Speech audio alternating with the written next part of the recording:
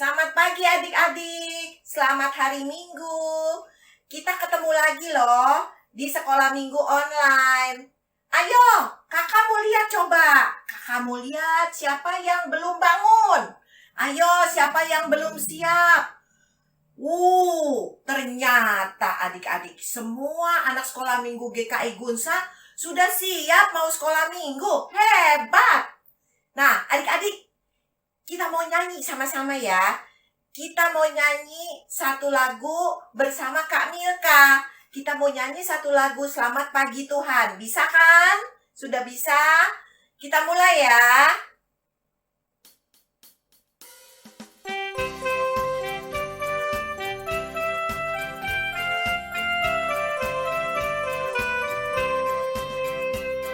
Selamat pagi Tuhan, tak lupa terima kasih. Tuhan telah pelihara kami semuanya. Matahari bersinar, burung-burung bernyanyi, bertambah-tambah indahnya.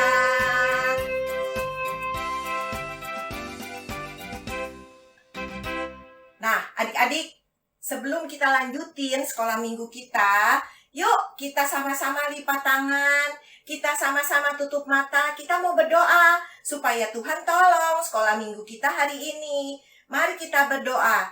Tuhan Yesus yang baik, terima kasih Tuhan Yesus kalau kami masih ada hari ini, kami masih bisa menikmati matahari-Mu, kami masih bisa menikmati hari yang baru yang Kau berikan pada kami. Tuhan mau tolong kalau sebentar lagi kami akan sekolah minggu. Tuhan mau tolong kami supaya kami bisa mengikuti sekolah minggu dengan baik. Tuhan mau tolong sekolah minggu kami dari awal, pertengahan hingga akhir. Supaya semua bisa berjalan dengan baik dan kami bisa mengikutinya dengan baik. Terima kasih ya Tuhan, dalam nama Tuhan Yesus kami sudah berdoa dan mengucap syukur. Amin. Adik-adik, tadi kan kita sudah nyanyi lagu loh. Ada yang ingat nggak lagunya? Selamat pagi Tuhan. Ya, tak lupa terima kasih. Ya, kita tadi sudah berterima kasih loh sama Tuhan. Ya, bahwa kita masih bisa mendengar burung-burung berkicau. Kita masih bisa melihat matahari yang terang. Ya, adik-adik. Nah, adik-adik, kita tahu bahwa saat itu adalah Tuhan begitu baik sama kita. Tuhan udah berikan semua untuk kita. Matahari, burung-burung berkicau, adik-adik diberi makanan melalui papa mama, adik-adik bisa sekolah, adik-adik juga punya pakaian, adik-adik punya mainan, dan banyak lagi. Nah, Tuhan Yesus itu baik luar biasa. Nah, adik-adik, kita akan lanjutkan, kita akan nyanyi satu lagu lagi, yaitu Allah itu baik.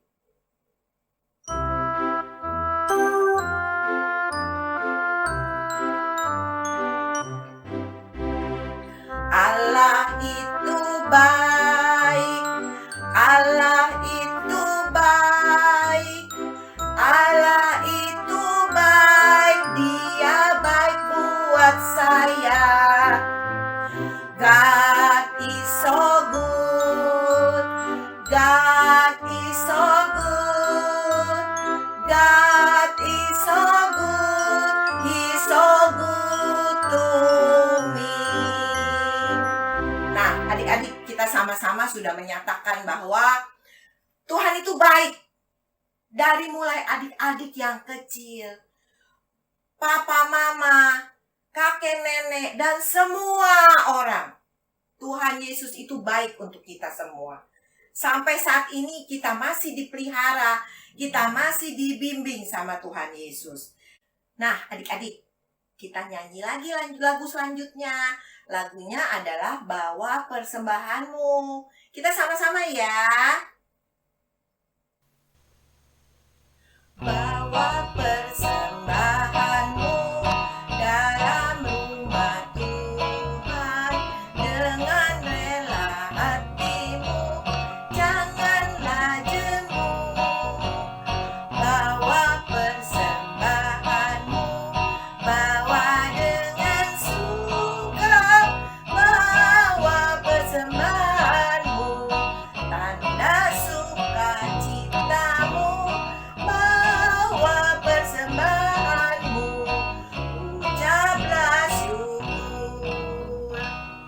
adik-adik, adik-adik tahu tadi kita sudah sama-sama nyanyi, kita sudah sama-sama mengerti bahwa Allah itu baik luar biasa. Nah, kita bisa membalas Tuhan Yesus itu seperti apa? Salah satunya adik-adik, kita bisa bawa persembahan kita yang adik punya, apakah itu uang jajan, apakah itu adik-adik punya sedikit mainan, untuk diserahkan, untuk diberikan ke orang-orang yang sudah mengenalkan adik-adik dengan firman Tuhan. Misalnya orang-orang yang di gereja, misalnya untuk utusan Injil. Nah, adik-adik, utusan Injil itu pertanyaannya, apa sih kakak? Aku nggak ngerti utusan Injil itu apa. Nah, adik-adik, sebentar lagi adik-adik akan dengar cerita. Ceritanya adalah tentang utusan Injil. Yang bawain siapa? Yang bawain cerita adalah Kak Nia. Nah, jangan kemana-mana. Adik-adik mesti fokus mendengarkan, ya. Nah, sebelumnya kita harus cepat-cepat nih. Kita akan mempersiapkan diri untuk mendengar firman Tuhan. Kita mau nyanyi lagu terakhir, Ceritakan Padaku.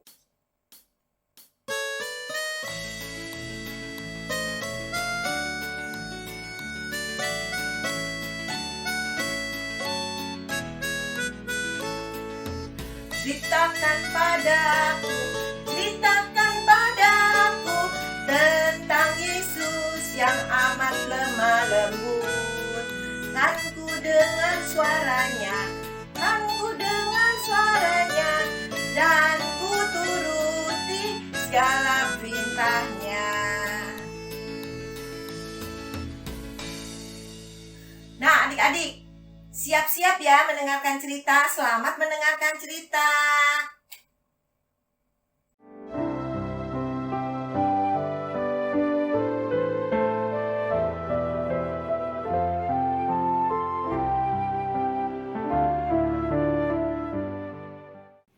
Shalom adik-adik, bertemu lagi dengan Kania di Sekolah Minggu Online hari ini. Sebelum mendengarkan firman Tuhan, mari kita bersatu di dalam doa.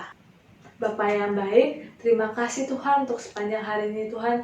Terima kasih Bapa kalau kami masih diberi kesempatan untuk mendengarkan sebagian dari firman-Mu. Tuhan tolong kami agar kami mengerti setiap firman Tuhan yang disampaikan oleh Kania Bapa. Terima kasih Tuhan, di dalam nama Tuhan Yesus kami berdoa dan mengucap syukur. Haleluya, amin.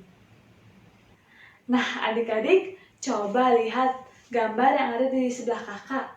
Gambar apakah ini? Betul sekali, ini adalah gambar gedung gereja. Nah selanjutnya foto siapa ini? Nah, iya adik-adik, ini adalah foto pendeta Christina. Adik-adik, gedung gereja merupakan tempat kita beribadah. Pendeta memberitakan Injil tentang kasih Tuhan. Nah, adik-adik, salah satu tugas pendeta adalah mengajar orang-orang yang datang beribadah untuk mengenal Tuhan. Nah, adik-adik, tahu nggak sih adik-adik, masih banyak orang-orang yang tidak dapat pergi beribadah ke gedung gereja adik-adik. Entah mungkin karena mereka tinggal di pedalaman, sehingga mereka tidak memiliki gedung gereja, ataupun karena hal lainnya. Nah, menurut adik-adik, bagaimana cara mereka agar dapat mengenal Tuhan? Nah, apakah pendeta di gereja bisa membantu mereka untuk mengenal Tuhan? Bisa adik-adik. Namun adik-adik, nanti siapa yang akan mengajar orang-orang yang datang ke gedung gereja adik-adik?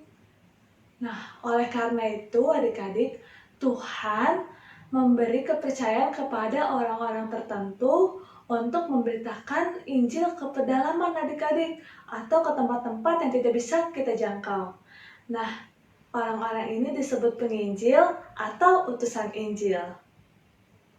Adik-adik, kita telah mendengar bagaimana Paulus ingin banyak orang mengenal Tuhan. Bahkan dia sampai rela berpindah-pindah tempat adik-adik agar banyak orang yang mengenal Tuhan. Pada suatu hari, Paulus dan teman-temannya telah tiba di kota Filipi, kota besar yang berada di Makedonia. Paulus merasa bahwa kota ini berbeda dengan kota lainnya yang pernah dia datangi, di mana biasanya walaupun orang Yahudi belum mengenal Allah, tapi mereka berkumpul untuk berbakti. Silas pun mengatakan bahwa mereka berkumpul di tepi sungai. Pada saat Paulus, Silas, dan Timotius sedang berjalan keluar kota, mereka tidak sengaja melihat beberapa wanita yang sedang menyembah Allah. Mereka tidak mengenal Allah.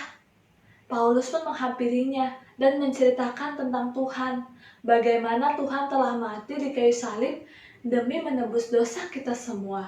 Mendengar berita itu, semua wanita yang di situ bersuka cita adik-adik. Salah satu wanita yang berada di situ merupakan seorang penjual kain ungu adik-adik. Ia bernama Lydia. Tuhan telah membukakan hatinya adik-adik dan ia mengerti apa yang Paulus sampaikan. Dan ia pun menerima Tuhan Yesus Kristus sebagai Tuhan dan Juru Selamatnya adik-adik. Dengan sukacita dia pulang ke rumahnya dan memberitakan kabar baik ini kepada keluarganya. Mereka semua yang ada di pinggir sungai percaya kepada Tuhan adik-adik dan memberi diri mereka dibaptis oleh Paulus. Kemudian Lydia pun mengajak Paulus untuk tinggal di rumahnya adik-adik. Dan kemudian banyak orang yang datang ke rumah Lydia untuk mendengarkan cerita tentang Tuhan Yesus melalui Paulus.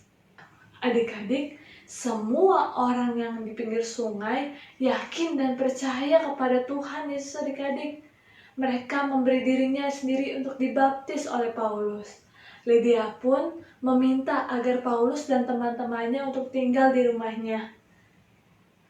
Kemudian adik-adik, banyak orang-orang yang datang ke rumah Lydia untuk mendengarkan cerita tentang Tuhan melalui Paulus. Suatu kali Paulus dan teman-temannya mendapat masalah adik-adik.